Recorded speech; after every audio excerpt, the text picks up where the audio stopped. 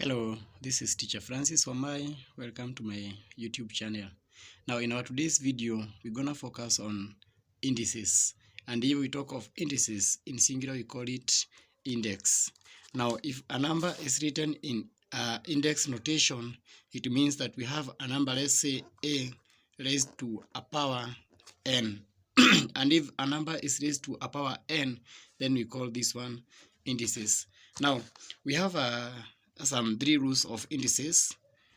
Rows of indices, there are usually three indices, and the first one says if you have a raised to n multiplied by a raised to m, whenever we have multiplication sign, then it is going to be addition sign on the power, and that means we will have plus m.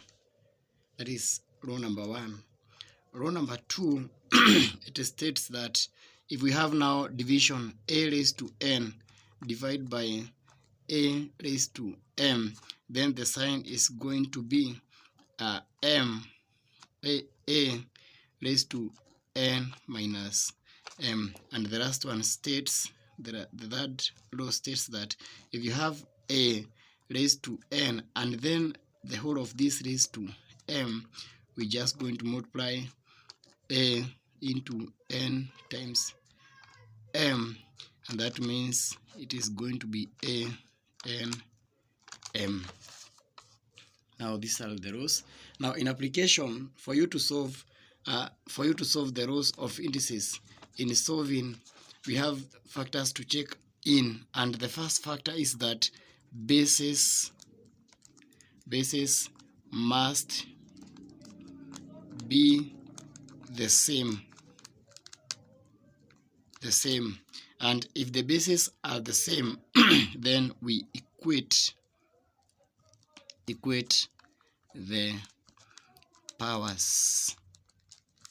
When the bases are the same, we equate the powers. Now with that we can try this one out. We have 32 x raised to x minus 3 multiplied by 8 into x plus 4 is equal to 64 divided by 2 raised to x. We're supposed to find the value of x. Now to do that, we just look at this. We are saying for you to solve, the bases must be the same, and now we have to make this one, the bases, to be the same, and to make them the same we have the smallest base here, which is 2. That means we have to make 32 to be in base 2, this one to be in base 2, and then 64 to be in base 2. That means for that 2 we're going to have 2 raised to 5. 2 raised to 5 is 32, and we had a power x minus 3 multiplied by 2 raised to 3. 2 raised to 3 is 8, and then we had a power there x plus 4. Then we have 64 is 2 raised to power 6, and then divide by 2 raised to power x.